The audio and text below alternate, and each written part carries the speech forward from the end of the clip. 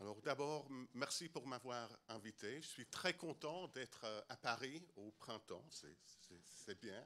C'est encore mieux pour moi d'être à Paris et de pouvoir parler en anglais. Ça rend les choses beaucoup plus faciles. So I will speak in English from here on. I'm going to be talking to you about obedience, and I'm going to be revisiting those studies you've heard about already today, to some extent Zimbardo, but mainly Milgram, and I'm going to be offering you a new interpretation of Milgram based on contemporary social psychological theory. I will come to Syndrome E at the end, but I want to make a preliminary comment based on what I've heard so far. If you go to the US Holocaust Museum, you will find that their slogan at the moment is, "What you do matters." What you do matters. And the reason for that is they surveyed people who went round the museum. What did they learn? And these people said what they learnt was that the Nazis weren't very nice. Now, that's a useful message, but it's hardly particularly surprising. And they were worried that the problem was that people's gaze was on the other. People's gaze was on what was wrong with them, not what they themselves do. That the gaze wasn't on ourselves. And I always worry when we talk about massacre, when we talk about atrocity, our gaze is on the other. I worry, for instance, that when we talk about religious extremism and religious atrocity, we look to Iraq and we look to Syria and we look to ISIS. You don't need to look to Iraq or Syria or ISIS. If you want a good example of religious extremity, we have it here in Paris. 1572, the St. Bartholomew's Day massacre, where many people were massacred with the utmost brutality, their bodies carved, where Protestants killed Catholics, and destroyed the objects of the Holy Mass, and where Catholics killed Protestants, pulled the entrails from their bodies, threw them to the river, to the dogs. Now, Natalie Davis has given us a wonderful analysis of those events and shows how, despite the extremity, despite the atrocity, these were precisely meaningful events, that they writ ideology on the bodies of the others, that for Catholics, heresy lay in the body of the Protestants, so the body was obliterated, and vice versa. For Protestants, heresy lay mainly in the demonic mass, and so the objects of the mass were writ upon. But these phenomena, I think, are best looked at by gazing upon ourselves. And so, as I say, I always worry when our gaze is pointed towards the other, either the social other, the political other, even the physiological other. But as I say, I'm going to concentrate on these studies, some of the most famous studies ever done. If you ask undergraduate students, name the most famous studies ever done in psychology, not social psychology, in psychology, they will name Zimbardo, they will name Milgram. Now, as I say, I'm going to come to these old studies, over 50 years old now, well, at least Milgram over 50 years old, from this perspective of contemporary social psychology. Now, few of you will be social psychologists, and therefore what I need to do first of all is to lay out a conceptual palette which I can then apply to this particular phenomena. I'm going to draw on theories of group processes. I am a social psychologist of group processes. I'm interested in the nature of collective behavior. And I draw upon what is probably the dominant approach to group process, which are ideas of identity and social identity. But they're very different notions of identity and social identity than those we've heard of so far. So I want to lay out for you 5 key claims and assumptions. The first is that the self is always defined in the relationship between self and other, but that happens at different levels of abstraction. So sometimes, in certain contexts, I define myself and how I am different from other individuals. I might say, well, I'm different from you in that, physically, I have a beard, I have particular characteristics, particular ways of individual being. But very often, I will define my identity at a collective level. How we are different from them. How I as a psychologist may be different from a historian. How I as British might be different to somebody who is French, and so on. That our identity is a system that operates at different levels of abstraction. The second assumption then is different elements of the self system operate in different contexts at different times. The self is not a single thing. Sometimes when I am here in an academic setting, I think of myself in terms of an academic identity. If you put me on the terraces, I think of myself in terms of a footballing identity. If you put me at a political rally, I think of myself in terms of a political identity. I have multiple identities which become salient at different times. And what is more, the third assumption is that how I behave in any one context is a function of the norms and values of the specific identity that might be relevant. Here, as an academic, I seek to show you that I am objective and learned, that my arguments are based in the evidence, and so on and so forth. Put me on the terraces. Show me a disputed penalty. I don't weigh up the evidence. I show loyalty. If it's their penalty, obviously the ref is blind. If it's our penalty, then self-evidently it's a penalty because norms of loyalty and passion are more central. So I am genuinely a multiple subject acting differently at different times. Now the fourth premise, which actually is underplayed, is the fact that precisely because how people behave collectively is a function of the definition of the norms and values, and those norms and values are contested by those who seek power, because if you can define those identities, you can constitute collectivities, you can shape their behavior, you can turn them into tools of social power. So of course, identities are always constructed and always contested. And we look at leadership and we look at leaders as entrepreneurs of identity who are precisely trying to shape those tools. We need to look at processes of identification in terms of mobilization as an inherently political process. And the final point I want to make, so often when we talk about identity and try to explain, say, intergroup behavior, in terms of identity, we do it in terms of generic factors. If you identify with a group, you reject the other. Now, I don't think that's true. My argument would be that the consequences of social identity are always a function, always moderated through the specific meanings, the specific construction of meaning of that given identity. So I want to argue that when we come to massacre, and here my idea is very similar to those of which Jacques has just outlined, we need to look at a particular construction and configuration of identity definitions that not only permit the destruction of others, but turn it into a desirable act. That has two elements. One has to do with the construction of us. Who are we? So often when psychology, when society tries to understand racism, discrimination, destruction, we think of it in terms of how we see the other. What are our stereotypes of the other? What are our prejudices about the other? Actually, what is central to start with is how we define ourselves. Who is British? Who is French? Who is a member of any particular group? How do we define the boundaries of inclusion and exclusion? Are Jews Germans? Are Jews French? Are Jews British? Do we define our identity in a particular way so as to include or exclude people? I live in Scotland. Am I Scottish? According to the Scottish National Party, I am. They have a civic definition of identity. They define me as a new Scot to the extent that I live in Scotland and am committed to Scotland. According to other definitions, I'm excluded. I'm English. If you recognize my accent, I am obviously English. So the first question is, how do we define the boundaries of inclusion of our own groups? Those are critical to the questions of who benefits from the solidarity of common group membership. And then secondly, how do we understand, if you like, the nature of our group, the content of group identity? And I want to argue, and it's similar but slightly different to the notion of purity that's already been invoked, the notion of virtue. I want to argue there is a particular danger in a Manichaean view of the world which constitutes us as the sum of all virtue.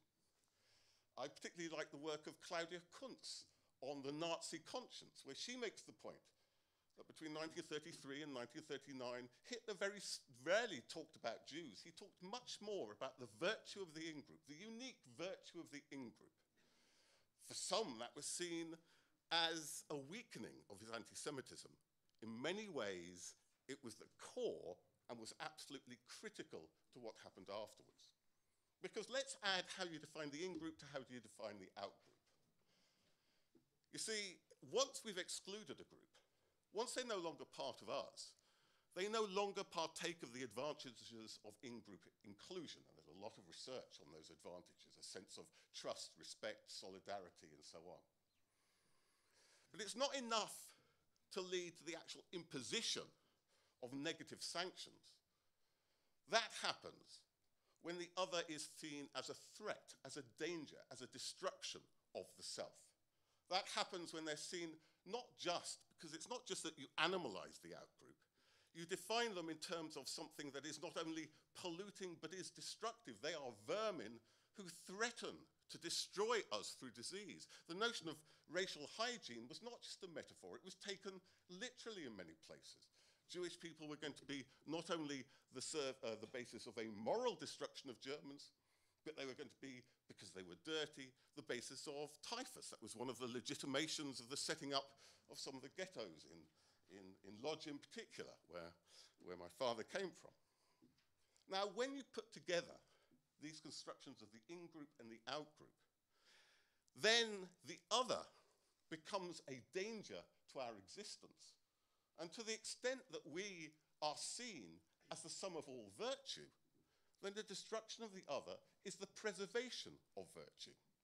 That's the argument that we saw earlier in that quote from Posen in 1943. The argument is that only the most noble people are prepared to destroy the other because it's not a nice thing to do. It's a horrible thing to do, but it is necessary to preserve what is good in the world. I would argue that what is truly toxic is a construction of in-group and out-group which makes genocide an act of virtue, which can constitute the killers as the most noble amongst us. Now, what's that got to do with Milgram? How on earth can we apply that to Milgram? I won't talk in any great detail about Zimbardo, although actually we've done a lot of work on Zimbardo, and many of the arguments I will use about Milgram apply to Zimbardo as well. The one thing I will say about Zimbardo is that Zimbardo systematically ignores the dimension of leadership. His study is an obedience study, despite the fact he denies it. He says his account is somehow human beings are constituted such that we automatically slip into role. You put us in the uniform of a guard, we become a brutal guard. He said the guards had no training. And so they just did it. They did it automatically. Well, to undermine that account, simply look at his own video. I guess video is old-fashioned. It's probably a DVD now, but it was a video called Quiet Rage. And in that, you can see Zimbardo's briefing. His briefing to his guards in 1971, in August 1971. And he says to them, quite explicitly, he said, you treat them in such a way that they feel powerless. We will give them no freedom of action. We will deny them the ability to define their own fate. Zimbardo does two things. First of all, he talks about his relationship to the guards as a we relationship. He positions himself amongst the guards.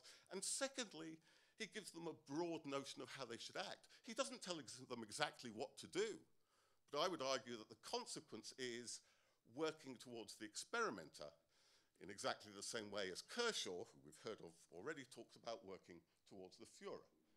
It is to do with obedience. And so let's look at obedience. And let me just briefly reiterate for you what probably most of you know already, which is the basics of Milgram studies. Milgram had worked with Solomon Asch, who does some very important work on conformity, but this was conformity in terms of judgments of line length, that people would conform to others even when the judgments they gave seemed patently wrong. And Milgram wanted to look at the same phenomenon, but in a domain that truly mattered. And he talks about an incandescent moment when he thought of the question of how far will people go in harming others. So he sets up his famous experiment. It takes him 2 years to calibrate it. It's a beautiful act of theatre as much as of science. We talk about the two culture. For me, experiments are always pieces of theatre. You're brought into the laboratory and you're told you're going to take part in a learning experiment. And you're told this is an important experiment to help us understand this fundamental phenomenon of human learning and to help us improve human learning. And we're looking at the impact of punishment on learning. Do people learn better when they're punished? So you take the role of the teacher, and there's somebody else who's a learner, and they have to learn word pairs, and each time they get it wrong, you give them an electric shock. And each subsequent time, the electric shock goes up by 15-volt increments, 50, 30, 45, 60, all the way to 450. And the question is, how far will you go? Will you apply what you could reasonably believe to be a lethal shock to somebody because they make a mistake on a learning experiment? Milgram asks people, how far would you go? And most people say, well, perhaps 150 volt, but when it gets painful, I'd break off. He asks a group of psychiatrists, the experts, how far will people go? And they say about 1 in 1,000 would go all the way. The psychopaths, those who are neurally different from us, 1 in 1,000. And what does he find? In the best known version of the study, he shows that 65% of people go the whole way. So if you look at the people either side of you, 2 out of the 3 of you would kill somebody for making an error in a learning experiment. These are phenomenal findings. They are findings that, to use an overused pun, that shocked the world. And again, what they did, and I think this is important, is that they changed our gaze.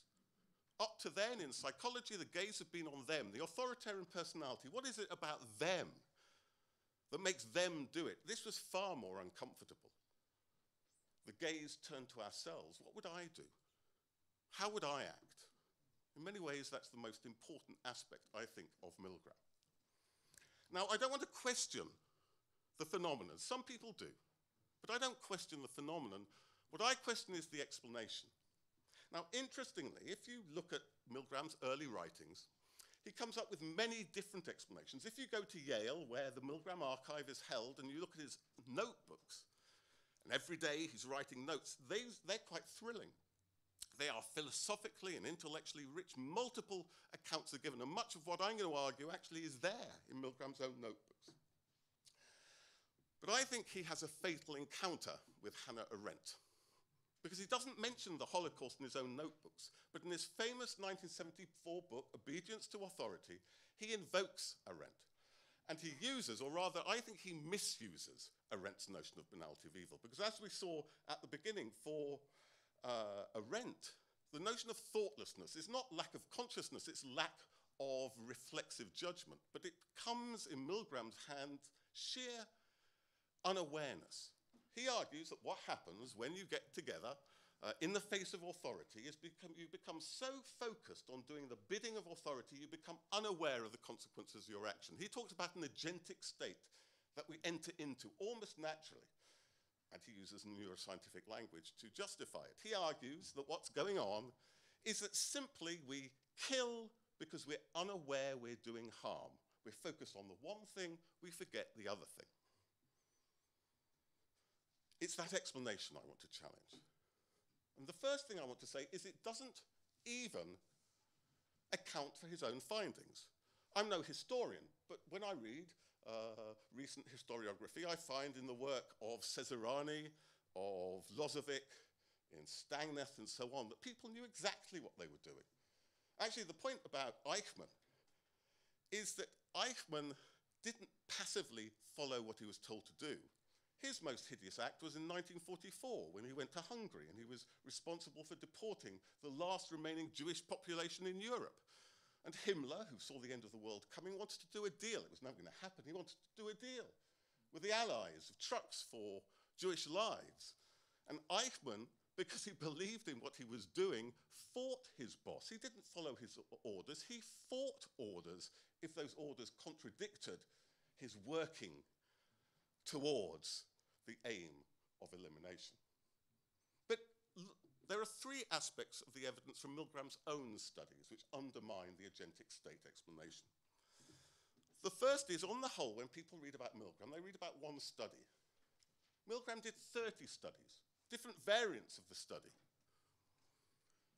And the level of obedience goes from 0% to 100%. Agentic state cannot explain that variation. If you do a meta-analysis of all of them, 58% of people disobey. There's more disobedience than obedience in Milgram's studies. Where is the study of resistance? An absolutely central issue, which has been much understudied. So the agentic state cannot explain the patterning of behavior in his own studies. The second thing, what we call the voice of the experimenter. If these were about obeying orders, you would have thought the more you phrase things in terms of an order, the more people would obey. Well, Milgram, as I say, brilliant pieces of theatre, and he scripted lines for his experimenter in case people show reticence, and everybody shows reticence. Everybody shows reticence, and there were 4 prods. Please continue. It's essential that you continue. I've forgotten the third one, but only the 4th is an order. You have no choice, you must continue. And when you look at the number of people who continue with that 4th order, nobody does. Nobody does. Neither in Milgram's studies or in Jerry Berger's recent replications. The more you phrase things in terms of an order, the less people continue. Now, you might argue that there's a confound with order, that by the time you get to the 4th prod, the order, you're not going to obey anything. So we've done a study in which we turn the orders not into a within subject factor, but a between subject factor. Different people get different orders. Again, or different prods. The order is the least effective. Whatever else Milgram studies show, they do not show that human beings are programmed to obey orders. And the third factor is the voice of the learner. Because if it is true that you're attending so much to the experimenter you forget the learner, what the learner says shouldn't matter. And again, Milgram scripted the learner to say different things at different times. And Packer has done a meta-analysis which shows the points at which people are most likely to break off are the points where the learner expresses pain, demands to be left out, and so on. People are attending to the learner. And in fact, if you look at the videos of Milgram studies, which you can find online, what is quite patently obvious is that people are not just simply, automatically, passively, in a dissociative, in a flat state, following what they're told to do. They agonize.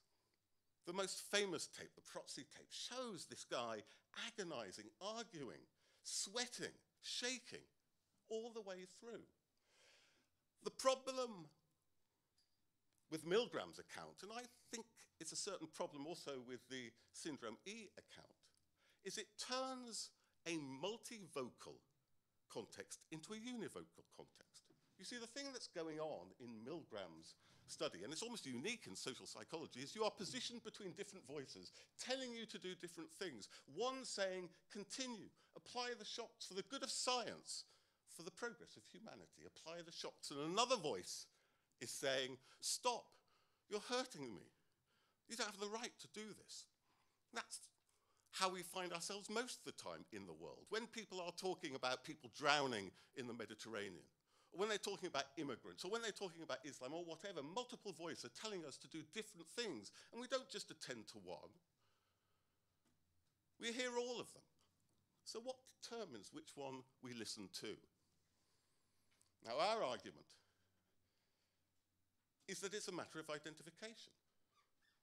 Which voice do you identify with? Which cause do you take as your own? And we've done a number of studies to try and look at what we call the engaged follower perspective. Some of it is archival. We reinterpret Milgram's own data. And if you get people to indicate how much they think they would identify with the experimenter and the learner in the different variants of the study, you find a correlation of 0.8, which is pretty bloody good for a social psychologist, between relative identification, the extent to which you identify with the experimenter over the learner, and levels of obedience. We have tried to develop a whole series of experimental paradigms where we can look at these things systematically and ethically, because studying Milgram ethically is difficult. We've done it in virtual reality using the UCLA Virtual Reality Lab, Mel Slater's work. We have developed a paradigm using actors, and in fact, with an Australian filmmaker, Catherine Millard, we have made a film looking at these processes. We have developed experimental paradigms which have the same step-like structure as Milgram. You are asked to do ever nastier things to someone else, but not as so extreme as to be unethical. And what do we find? Well, for instance, we find that greater identification with science, if we get people to identify with science, to think of what is good about science, what they have in common with science and scientists, they go further than when you tell them to think about how they differ from science. So identification with the cause of science is critical. Interestingly, and you might find this amusing, we also reason that if that is so, then the higher status of the science the further you should go. So we do a study where we tell people either this study comes from the really scientific department of neuroscience or from the slightly wishy-washy department of social science. Otherwise, everything is exactly the same, and people impose more harm in the name of neuroscience than they do in the name of social science. Now, at one level, that's amusing, but don't forget that Nazi racism was a scientific racism. It was the cause of progress and racial progress. So they're metaphors, but they're not entirely metaphoric. We find that the more you identify with the victim, the learner, the less far you go. We find that the language that you use is critical. If the learner talks towards the experimenter in an inclusive we language as opposed to you and I, people identify more and don't go as far. And that raises the next point. If this is about identification, where does it come from? Now, obviously, part of it lies in our own histories. I don't like the word personality, but I do think that we have histories of particular engagements in the past which govern the engagements we take on in the future. But it's also constructed and actively constructed. And one of the geniuses of Milgram, and you can see him at work, are the various dimensions through which he constructs identification with the science and the scientist. One aspect is architectural. You probably all know the literature about fascist architecture, this totalizing architecture which makes you feel small and insignificant in front of the all-powerful group. Milgram was very careful about the design of the shock machine to make it powerful, authoritative, totalizing, dominating. There was an architectural dimension. There was a spatial dimension. Where were you placed spatially? In the same room as the experimenter? Were you separated from the learner? The spatial dimension is critical. The institutional dimension and the credibility of the institution. When these studies are done in Yale, people go further than when they're done in downtown Bridgeport. And of course, the discursive dimension. The discursive dimension, because Milgram insists to people that they're taking part in a noble enterprise, in the nobility of science, in something that's worthwhile. They're not just doing something that's imposing harm, they're taking part in a progressive enterprise, and to break off would be to undermine that progressive enterprise. Now, what is interesting, again, is exactly the same happens after the study. You see, there's this huge ethical furore about Milgram. And lots of it comes down to were people harmed afterwards. Well, actually, when you look at the evidence, it seems as if most people were happy with having taken part. And that's seen as ethically okay. I think the real ethical problem lies in what Milgram did to make them happy. Because what he does after the study, and a lot of people are worried, and a lot of people are concerned, and we've studied the archives and looked at their comments, he comes to them and says, almost exactly mirroring what he says at the beginning. He says, you are taking part in something really worthwhile, which is the study of obedience. And we're doing the first studies on this. And it is important and progressive. And when people are told that they've taken part in something progressive, not only do they volunteer to go further, they volunteer their friends to take part in this actually rather horrible and stressful thing. They are prepared in the name of progressive science to impose harm even on their friends. For us, the real ethical issue isn't that people were harmed, but the ideologies they were sold to stop them being harmed. So our argument is, number one, that when you look at Milgram, the explanation of the agentic state that people impose harm because they don't know what they're doing simply cannot explain the evidence. Secondly, we argue that it is a matter of engagement, of identification in a noble cause which makes it worthwhile to impose harm. Thirdly, we look at the ways in which that is actively mobilized. That we need to understand processes of identification and identity construction and the nature of the identities which render harm doing legitimate. Let me finish by trying to draw that out a little and look at some of its broader implications. See, our argument is, in many ways, and this is an argument made by Todorov in a lot of his work, that the psychology of good and evil are of a kind. The same processes generate good and evil. The variability is not found in terms of, if you like, something intrapsychic, but in the drawing of the boundaries which determine how those processes operate. I remember reading two things side by side which struck me forcibly. One was in Kuntz's work, where she refers to a propaganda booklet that went to nearly all children in 1934, the ABC of National Socialism. What is the first commandment of National Socialism? Love thy ethnic comrade as thyself. Okay, so love the in-group. Love the in-group and support the in-group. But of course, the in-group is defined in ethnically exclusive terms, so Jews are outside it. And then Todorov's own work on the fragility of goodness, on the mobilizations against the deportation of Jews in Bulgaria. And what do you find there? You find very similar arguments about, love thy in-group. But the point there is that Jews are defined as part of the in-group. Very rarely is the word Jew used. Normally people talk about national minorities, and when they do, it is to stress that they sing the same folk songs as us. They have the same culture as us. Their heroes are Slavyakov and Penchkov and so on, the Bulgarian heroes. Exactly the same process of in-group solidarity. The difference lies in drawing the boundaries such that some are included and some are excluded. That explains the variability. And I would argue on the whole that if you can sell an ideology which tells us that we are an unmitigated good, and something threatens to destroy that unmitigated good, and there is an obligation to act, then that will draw in many people. What does that mean in terms of prophylactics? I would argue that the prophylactics then come in recognizing and understanding the dynamics of identity and the constructions of identity that are toxic. And in particular, I would argue that we should beware of constructions of in-group virtue. If we come to a view that we are the sum of all good, then it does give us a license to destroy the other. And to some extent, the way that we are responding to what we see as an Islamic threat, to an ISIS threat, to the threat of the other, in some ways reproduces those toxic elements.